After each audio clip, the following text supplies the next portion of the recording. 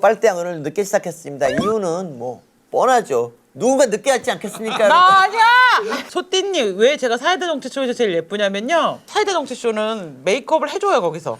그래서 제가 사이다 정치쇼를 꼭 나가고 수요일날 웬만하면 다른 일정도 막 잡으려 그래요. 집에 가면 나 있잖아, 사이다 수요일날 12시까지 씻지도 않는다?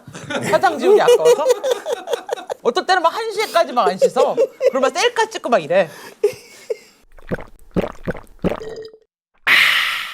김윤아가 진짜 오랜만에 우리 등장했어요. 사실 자우림 근데 저 고범규쌤 알죠? 고범규 그 원자력, 우리 원자력 또 규쌤.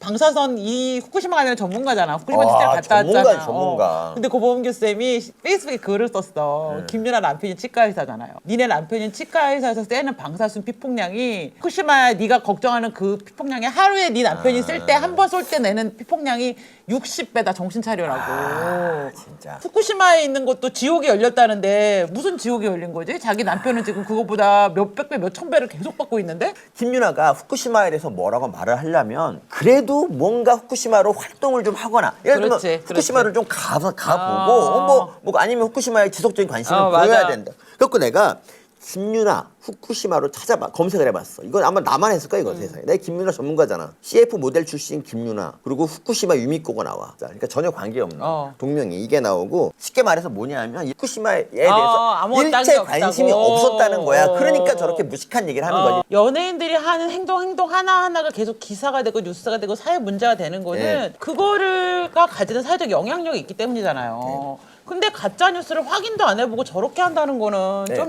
공인으로서의 저건 자세의 문제인 거야. 이건 후쿠시마 이 문제는 어쨌든 이게 서로가 이렇게 갈라져 있고 과학자들이 다른 입장을 내는데 지가 과학자냐고. 그렇지. 그러면 이런 문제에 대해서는 좀 이렇게 선동을 하지 말아야 된다고 저는 생각하는데 김규리가 왜 욕을 먹냐면 확인되지 않은 가짜 뉴스에 편승했기 때문이잖아요. 그 불안을 조성했기 때문이잖아요. 이게 마찬가지인 거거든. 이거는 정우성 난민보다 나는 더 심각한 발언. 이라고 생각해요. 그러니까 김규리나 김윤아 같은 경우는 이런 걸 이제 전문용어로 시류에 편승했다. 그러니까 이제 막 애들이 우르 떠드니까 나도 한번 해서 유명해지자는 그런 마음이 있었다고 나는 생각해요. 과학을 잊은 민족에게 횟감은 없대. 천재다.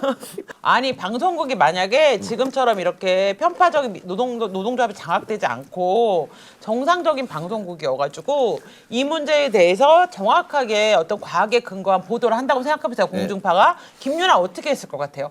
회 안전합니다. 먹으세요 이렇게 얘기했을 거예요. 근데 지금 방송이 다 좌파 일색이 되니까 좌파 코스프레를 해야 방송국에서 많이 불러준다는 걸 알고 저렇게 행동하는 거라고. 저도 그래요. 제가 문화 관련 담당자 이렇게 하시는 분을 만났는데 그러니까 연예인들도 많고 이렇게 해갖고 해보면 어떨까 했더니 연예인들은 항상 대중들이 원하는 말을 하지 정확한 말을 하지 않아서 지금 좌파라고 하지만 정말 좌파가 아니고 우파라고 해도 사실 좀 그건 의심해서 봐야 된다. 그렇지 않다.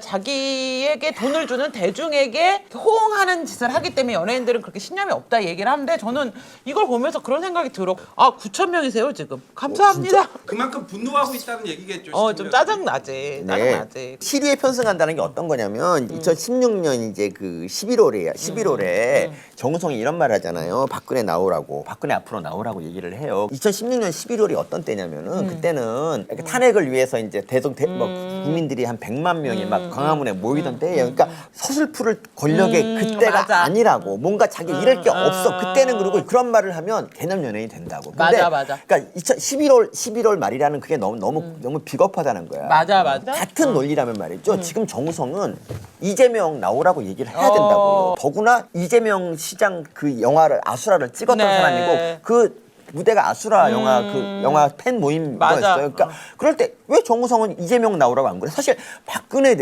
전 대통령보다 이재명이 지금 하는 짓이 훨씬 더 퇴행적이고 정말 더러운 짓거리거든요. 그러니까 그 아수라에서 자기가 하던 것보다 훨씬 몇 배를 더 지금 이재명이 하고 있단 말이야. 난 너무 이게 비겁하고요. 그리고 자우림도 마찬가지면 자우림이 그러니까 2021년 그 당시 이제 방류를 딱 결정했을 때 그때 왜 자우림은 아무 말도 안 했을까? 저농도지만 지금 나오는 것보다 훨씬 더 농도가 높은 그거를 내보낸다고 일본이 4월 5일인가 결정했어 하고 방류한다 그랬어. 그때 그 민주당 뭐라는지 아세요? 민주당? 별 말이 없어 민주당은. 당시 우리 정부도 별 할 수 있는 게 없었어요. 왜냐하면 그때 한 게 뭐냐면 국제 뭐 재판소에다가 이제 뭐 어떻게 제소할까 이런 얘기하고 그다음에 아씨 대사 불러서 뭐라고 할까? 네. 뾰족한 방법이 없어서 민주당도 그때 아무것도 그렇죠, 못했어요. 그리고 2021년 방류가 결정된 그 당시에도 마찬가지. 그때 문재인 정부였잖아. 그럼 민주당이 지금 그러니까 문재인 정부 때 그럼 그때 뭐 했냐고. 그때 외교부 장관이 이렇게 말했잖아. IAEA 조건에 맞으면 그냥 뭐 어쩔 수 없다라고 얘기를. 그러니까 문재인은 자기가 그냥 말로는 그냥 뭐 반대한다 하지만 할 수 있는 게 일본 대사 초치해 갖고 그냥 항의를 전달하고 그리고 국제사법재판소 얘기하는 거. 국제사법재판소는요 아무런 효과가 없는 거예요. 맞아요. 그리고 실제로 그리고 사법재판소에 한다고 뭐 그랬는데 실제로 하지도 않아.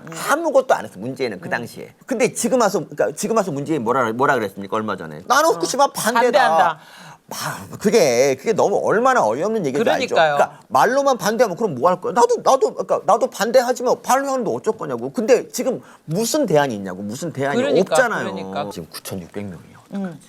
9,600명. 400명 뭐 빨리 와, 진인정신에게 9,600명. 전화해서 400명 모아주세요. 와. 그때 윤석열 2021년 그 당시에 대선 후보 이제 막 나오던 그때였는데 막 이재명이 막 이렇게 말했다. 윤석열 대통령은 후쿠시마에 대해 입장을 밝혀라 했는데 뭐라 그런 줄 아세요? 문재인 정부 때 했던 그대로 IAEA가 승인한다면 나는 뭐 오케이 하겠다. 요런 스탠스를 했더라고요. 나는 이게 정말 존경스러운 게 나도. 뭐냐면 그 대선 와중에 거기서 맞아. 그러니까 반대하면 인기가 더 올라가겠지. 근데 그렇게 안 하잖아. 맞아. 원칙을 지키고 계속 그렇게 말한 게 맞아. 너무 멋있다는 거야 나는 진짜. 맞습니다. 여러분, 동고범님 감사합니다. 여러분 윤석열 대통령이 단단하잖아. 단단한. 하지만 우리 윤아도 단단합니다. 뭐 대가리가 단단하셨어.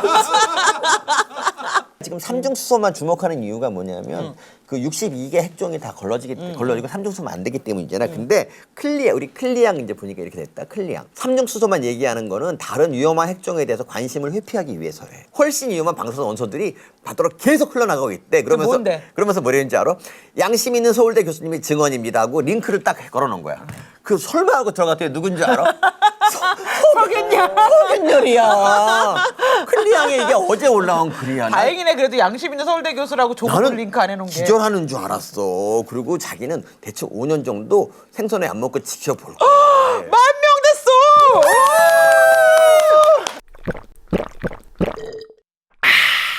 목포 MBC가 내 자식에게도 수산물 안 먹인다는 어민 인터뷰를 내보낸 거 그 있잖아요. 그 민주당원. 신안군 어민 강대성 씨인데 이 사람이 알고 보니까 대선 때 이재명 신안군 경선 대책 네. 공동본부장을 맡았고요. 네. 그리고 지방선거 때 신안군 네, 민주당 공천받아서 맞아요. 출마도 했더라고. 근데 이 강대성 씨가 얼마나 열받는 줄 알아요? 지방선거 때 3명 중 2명을 뽑는 선거래. 근데 민주당 공천받았는데 무소속한테 졌어.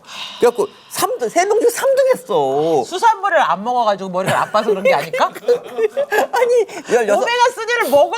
아니, DHA. 그렇게 민주당에 이렇게 악을 품을 수도 있는데 또 이번에 이렇게 나와서 열심히 하는 이유가 뭐겠어요? 공천받으라는 거 그렇지, 아니겠어요? 그렇지. 역시 이번에 세상에. 어떻게 이득해보려고 다시. 그러니까, 그리고 소시적이죠. 제가 왜 신안군에서 떨어지는 줄 아세요? 신안은 소금 염전이 제일 유명하기 때문에 네. 지금은 염전이 안전하다, 소금이 안전하다고 해서 신안 산업을 육성해야 되는데 날뛰면서 신안에 소금 못 팔리게 저지랄하고 있는데 누가 찍어주겠냐고. 나라도 안 찍어주겠다. 그 노량진 수산시장 그쪽에 워낙 민주당 지지자들이 많대요. 호남 분들이 되게 많은데 지금 분위기는 지금 이 사태 이후에 민주당원들이 거기 가지도 못한다면서요. 맞아 죽을까봐. 완전히 이미지가 바뀌었대요, 분위기가. 그러니까 뭐냐면 지금 신안군이면 바닷가에 살잖아. 그럼 네가 어민을 대표하는 사람인데 이렇게 어민 죽이는 일을 하면 되겠니? 수산업자들하고 같이 살고 수산업자를 대변한다는 애가 수산업자 죽이는 짓을 저렇게 앞장서면 누가 너를 뽑아줘? 맞습니다. 아, 이 말이 맞을 수도 있겠다. 뭐. 제가 어민을 다 죽인 다음에 저기다가 염전에다가 태양광 깔려고.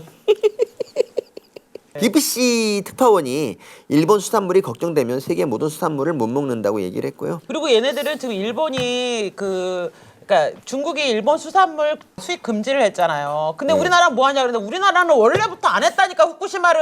그러니까 바보야.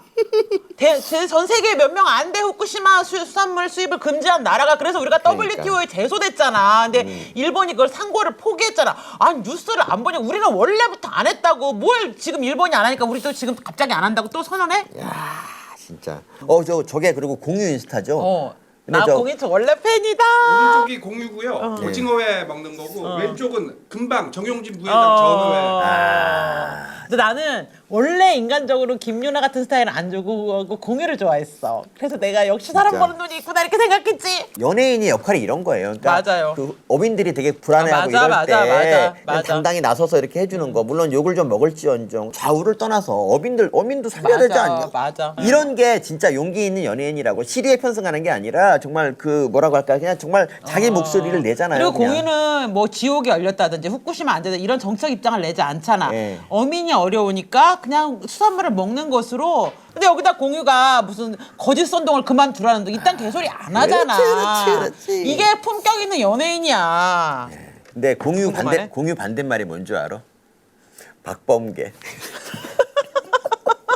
왜 이해가 안 되죠? 아니. 차이. 아니 그거 보셨어요? 김정은이 이렇게 그 수해놨으니까 거기 이렇게 논에 들어갔잖아요. 근데 저거를 보고 서민구 쌤 뭐라 그랬게? 박범비가 들어가면 익사할 때 스크린 쿼터 싸움을 하면서 그때 이제 막 정우성 막 김혜수 이런 사람들 다 나와갖고 막 시위했잖아.